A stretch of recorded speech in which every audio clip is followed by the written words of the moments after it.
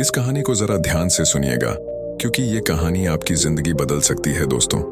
आज की स्टोरी के माध्यम से मैं आपको बताने वाला हूँ कि चुप रहकर कैसे हम अपने जीवन को बदल सकते हैं। आपको चुप रहने की शक्ति का एहसास इस वीडियो में होने वाला है। वीडियो शुरू करने से पहले कमेंट बॉक्स में नमो बुद्धाय लिखकर वीडियो को लाइक जरूर करें। तो चलिए शुरू करते हैं इस कहानी को। जापान में एक बहुत ही प्रसिद्ध बौद्ध भिक्षुक रहा करते थे। उनका नाम रिसाई था। रिसाई अकेले रहते थे। दुनिया के शोर शराबे से दूर जंगल में वो रहते थे और वह बड़े ही ध्यानी और प्रभु भक्त व्यक्ति थे, इसलिए वह पूरे जापान में बहुत अधिक प्रसिद्ध थे। एक दिन एक राजकुमार रिसाई के पास आया और बोला, हे प्रिय भिक्षु, मैं हमेशा थका हुआ, निराश और परेशान महसूस करता हूँ। मेरा मन बहुत अशांत रहता है। हालांकि मेरे पास सब कुछ है, दौलत, शोहरत, सुख सुविधाएं जो हर व्यक्ति चाहता है या पाने की इच्छा करता है, लेकिन फिर भी मेरे अंदर इतनी अशांति और चिंता क्यों है। रिसाई ने उसकी बात बहुत ही ध्यानपूर्वक सुनी और कुछ सोचने के बाद कहा, तुम इस प्रश्न का उत्तर जानते हो, बस तुमने कभी इस प्रश्न को हल करने की कोशिश नहीं की है। रिसाई ने आगे कहा, मैं एक रिसर्च करना चाहता हूँ, क्या तुम मेरा साथ उसमें दोगे? इस रिसर्च के बाद तुम्हारे जीवन में किसी भी तरह की अशांति और चिंता नहीं रहेगी। ये बातें सुनकर राजकुमार बहुत हैरान था। उसने रिसाई से कहा, बताइए मुझे क्या करना होगा? अपने मन की शांति के लिए मैं कुछ भी करने को तैयार हूँ। राजकुमार की इन्हीं बातों को सुनकर भिक्षु ने कहा, तो फिर आप अगले 15 दिन के लिए मेरे आश्रम में रहोगे और एक सामान्य व्यक्ति की तरह अपना जीवन व्यतीत करोगे, और इन 15 दिनों में तुम अकेले और चुपचाप रहोगे, जितना हो सके कम बोलोगे। राजकुमार उस भिक्षु की बातें सुनकर सहमत हो गया। पहले दिन राजकुमार को लगा कि उसका मन सामान्य से अधिक अशांत और विचलित है। उसके मन में तरह तरह के विचार आ रहे हैं और वह आम लोगों की तरह जीवन जीने में असहज महसूस कर रहा है। उसे अंदर से बोलने की रही थी, लेकिन वह चुपचाप रहा। उसके मुंह से एक भी शब्द नहीं निकला, बस वह चुपचाप बैठा रहता। लेकिन रात होते होते उसे अंदर ही अंदर शांति का अनुभव होने लगा। उसके लिए यह अनुभव अजीब था। वह खुद से पूछ रहा था कि वह अंदर ही अंदर इतना खुश क्यों है और उसकी आंतरिक बेचैनी और चिंता कम क्यों होने लगी है। अगले दिन राजकुमार अकेला चुपचाप बैठा रहा और वह प्रकृति को निहार रहा। वह पौधों को, फूलों को, आकाश में उड़ रहे पक्षियों को, वह अपने जीवन में पहली बार यह अद्भुत दृश्य महसूस कर रहा था कि उसके पास कितनी सुंदरता है। वह दिन भर प्रकृति की सुंदरता को निहारता रहता और उसकी ताजगी को महसूस करता रहता। इसी तरह से 10 दिन बीत गए और उसके मन की सारी बेचैनी, सारी हलचल, सारी उद्दत, सारा तनाव गायब हो गया। 11वें दिन की सुबह राजकुमार फिर से एकांत में बैठ गया और कुछ ही मिनटों में उसकी आंखें अपने आप बंद हो गईं और वह गहरे ध्यान में चला गया। वह पूरे दिन वहीं पर आंखें बंद करके बैठा रहा और गहरे ध्यान में डूबा रहा। ना कोई शब्द, ना कोई चिंता। राजकुमार भीतर से असीम शांति और आनंद से भर गया। राजकुमार अपने बाकी के 4 दिन इसी तरह गहरे ध्यान में व्यतीत करने के बाद 15 दिन बाद रिसाई के सामने प्रस्तुत हुआ और रिसाई को प्रणाम करके बोला, प्रिय भिक्षु, मुझे उत्तर मिल गया कि मेरे मन में इतनी उथल पुथल और चिंता क्यों थी। मैं जान गया कि मेरा मन इतना अशांत और विचलित क्यों था। रिसाई मुस्कुराते हुए पूछा, बताओ क्या उत्तर मिला तुम्हें? राजकुमार ने कहा, मैं आवश्यकता से अधिक बातें करता था। मैं किसी पर भी अपने शब्द और ऊर्जा व्यर्थ करता था। मैं दिन भर अपने लोगों से फालतू की बातें करता रहता और फिर उन्हीं के बारे में अकेले में सोचता रहता और ज्यादातर समय नकारात्मक ही सोचता रहता। इस तरह मैं बस अपना समय बर्बाद कर रहा था। ज्यादा बोलने और नकारात्मक सोचने की वजह से मेरा मन अशांत और बेचैन हो गया था और इसी वजह से मैं किसी भी काम को ठीक से नहीं कर पा रहा था, जिसकी वजह से मैं हर काम में असफल होने लगा और फिर इन्हीं लगातार मिलने वाली असफलताओं की वजह से ही मैं और भी उदास और चिड़चिड़ा हो गया। इन्हीं सभी चीजों की वजह से मेरा जीवन नष्ट हो रहा था। लेकिन यहाँ पर बिताए हुए 15 दिन मेरे लिए पूरी तरह से अलग थे। मुझे कुछ अलग ही एहसास यहाँ पर हो रहा था। अब मुझे ऐसा लग रहा है मैं अपना जीवन पूरी तरह से जी रहा हूँ, लेकिन इससे पहले मैं अपना जीवन गलत तरीके से जी रहा था और मैंने यह भी सीखा कि हमें सिर्फ ध्यान करने की जरूरत नहीं है। ध्यान अपने आप होता है जब हम इस शांत और मौन होते हैं। ध्यान के पिछले कुछ दिनों के दौरान मैंने जो पहली चीज सीखी वह यह है कि मनुष्य के जीवन के सबसे महत्वपूर्ण घटना स्वयं को जानना है। यह सुनकर रिसाई ने कहा, सिर्फ तुम ही नहीं, दुनिया में ज्यादातर लोग जरूरत से ज्यादा बोलते हैं। आज भी लोग ज्यादातर समय केवल एक दूसरे को नीचा दिखाने के लिए ही बोलते हैं। कुछ लोग ना चाहते हुए भी बातें करते मैं और अपना जीवन बर्बाद कर लेते हैं। रिसाई ने राजकुमार को चुप रहने का महत्व समझाते हुए कहा। एक बार गौतम बुद्ध से उनके शिष्यों ने पूछा, प्रिय बुद्ध, आप ज्यादातर समय चुप क्यों रहते हैं? बुद्ध ने कहा, क्योंकि चुप रहने से व्यक्ति अंदर से अनंत शांति की गहराइयों में होता हूँ। मौन अपने भीतर उतरने की पहली सीढ़ी है। मौन के बिना स्वयं को जानना असंभव है। स्वयं को जानने और समझने का पहला नियम है कि मौन हो जाओ, उतना ही बोलो जितना अत्यंत आवश्यक हो। बेफिजूल की बातें करना छोड़ दो। इसे भी पढ़े गौतम बुद्ध स्टोरी इन हिंदी।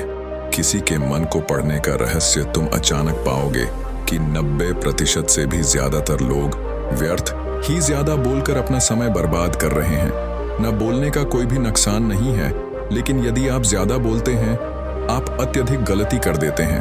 अगर व्यक्ति कम बोलना शुरू कर दे दो, दुनिया की 90% मुसीबतें कम हो जाएंगी, झगड़े फसाद कम हो जाएंगे, उपद्रव कम हो जाएंगे, अदालतें कम हो जाएंगी। अगर लोग थोड़ा चुप रहना सीख लिए, संसार की बहुत सारी समस्याएं हैं, बहुत सारा उपद्रव सिर्फ बोलने से पैदा होते हैं। सारी बात मौन सीखने की है। जब तुम नहीं बोलते तब तुम एकांत में अकेले हो गए। भरे बाजार में भीड़ में खड़े हो नहीं बोलते, हिमालय के शिखर में पहुंच गए। जिसने मौन की कला जान ली वो भीड़ में भी अकेले होने की कला जान लेता है। वो अपने भीतर ही डुबकी लगाने लगता है। एकांत में तो आदमी स्वर्ग में है, दूसरे की उपस्थिति ही बेचैनी पैदा करती है। पहले तुम्हें चुप रहने की शक्ति को धारण करना होगा। इससे तुम अधिकतर ऊर्जा को बचा लोगे और फिर इस स्थिति में पहुंच जाओगे कि तुम कम बोलने लगोगे। अगर तुम किसी के यहाँ पर जा रहे हो और परेशान हो जाओ तो ऐसे में उचित है कि आंखें बंद कर लो और अपने में खो जाओ। वहां से आपको ताजगी महसूस होगी, क्योंकि अपने अंदर ही जीवन का वो स्रोत छिपा है, किसी दूसरे में नहीं है। इसके बाद राजकुमार उस रिसाई से पूछते हैं, आखिर कौन हमें अपने अंदर तक लेकर जाएगा? ये बातें सुनकर रिसाई बुद्ध कहते हैं, तुम्हें स्वयं ही अपने अंदर उतरना होगा और वहीं से परम राज्य जीवन का आनंद ले पाओगे। आनंद का यहीं से जन्म हुआ है, यहीं से तुम मौत में डूब जाओगे, यही तुम्हारा सूरज उदय होगा और यहीं से अस्त होगा। इसी प्रकार तुम बार बार डुबकी लगाओ। जब भी तुम डुबकी लगाकर लौटोगे वहां से तुम पाओगे फिर ताजगी भरी जीवन की नई संपदा मिलेगी। इस नई शक्ति के जन्म होने से तुम्हारी थकान गई, उदासी गई, चिंता गई। जैसे कोई स्नान करके लौटता है तो शरीर शीतल हो जाता है, शांत हो जाता है। ऐसे ही जब कोई भीतर से साफ होकर वापस आता है, मौन में स्नान करके लौटता है, तो समस्त अस्तित्व, समस्त व्यक्तित्व शांत और मौन हो जाता है। जब तुम आंतरिक मौन की उस पराकाष्ठा पर पहुंच जाओगे तब तुम पाओगे कि बोलने से भी तुम्हारा मौन खंडित नहीं होता, वो बना ही रहता है।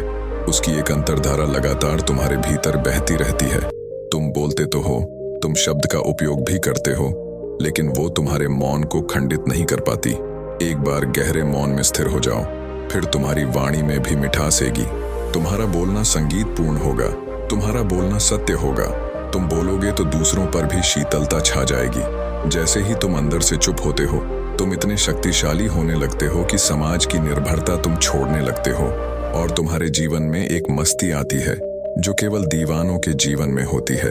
तुम्हारे चेहरे पर एक नई रौनक आ जाती है, तुम्हारी आंखें किसी अमृत के समान हो जाती हैं और तुम अनंत शांति के समुद्र में डूबने लगते हो।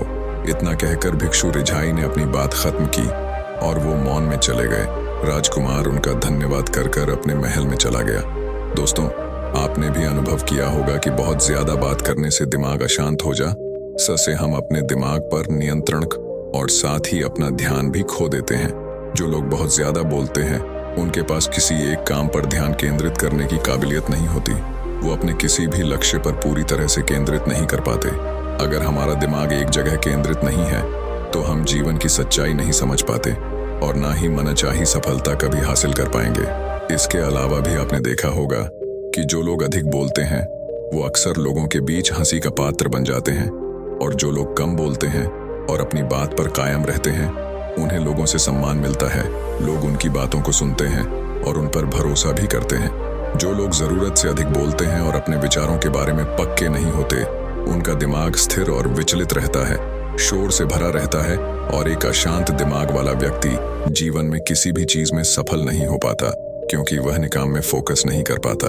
यदि किसी व्यक्ति को यह पता है कि उसे कब, कहाँ और क्या बोलना है, तो वह व्यक्ति सच में बहुत बुद्धिमान है और ऐसा व्यक्ति जहाँ भी जाता है उसका व्यक्तित्व आकर्षण का केंद्र बन जाता है और वह जो कुछ भी करता है उसमें सफल अवश्य होता है। अगर हम किसी महान और सफल व्यक्ति के व्यक्तित्व को गहराई से देखें तो पाएंगे कि वो कम बोलते हैं और कम से कम शब्दों में अपनी बात खत्म कर देते हैं। वो बोलने से पहले वो चीज़ों और जिसके बारे में उसे बोलना है उनके बारे में गहराई से सोचते हैं। लेकिन जो लोग बहुत ज़्यादा बोलते हैं, बहुत बार वो झूठ भी बोलते हैं और अपनी बातों से दूसरों के मन और विचारों पर कचरा डालते रहते हैं।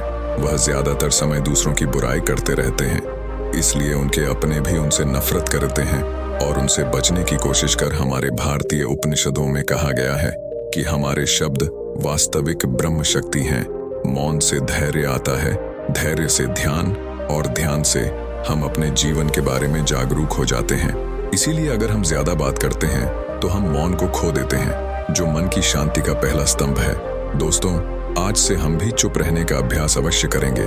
आज से हम भी वही बोलेंगे जो जरूरी है और हम कोशिश करेंगे कि कम से कम शब्दों में अपनी बात खत्म करें और हो सके तो कोशिश करेंगे कि रोज कम से कम 30 मिनट एकांत में चुपचाप बैठेंगे। और मुझे पूरा विश्वास है कि इससे हम सबके अंदर एक सकारात्मक बदलाव जरूर आएगा। इसी के साथ इस वीडियो को खत्म करते हैं। दोस्तों, उम्मीद करता हूँ आपको इस कहानी से एक अच्छी सीख मिली होगी। ये कहानी आपको कैसी लगी हमें कमेंट बॉक्स में कमेंट करके जरूर बताएं और साथ ही इस कहानी को अपने दोस्तों के साथ जरूर शेयर करें ताकि उन्हें भी हानि से कुछ सीखने को मिल सके। धन्यवाद।